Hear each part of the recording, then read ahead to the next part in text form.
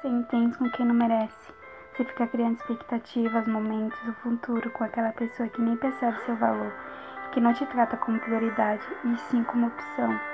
Isso não vale a pena, não vale a pena esperar algo de alguém que não tem olhos só pra você. Não vale a pena tentar entrar no mundo dessa pessoa que, além de ter as portas fechadas pra você, não quer entrar no seu mundo. Não vale a pena correr atrás de quem não está aí. Nós precisamos parar de procurar motivos para ficar quando só temos motivo para ir embora. Então, uma vez, duas, três, tchau. Tchau. Essa pessoa não merece todo o seu esforço.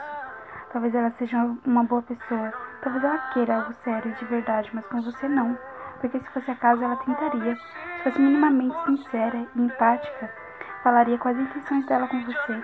E não te deixaria em banho-maria, até você cansar e se tocar que você tem propósitos diferentes na relação. Para de se enganar. Para de rastejar porque não te dá o amor que você dá e procura. Encontre outras pessoas. Quem sabe o amor da sua vida não está do seu lado.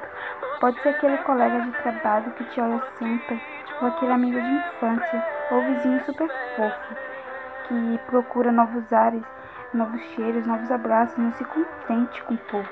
Você não precisa se diminuir para caber no jeitinho de ninguém.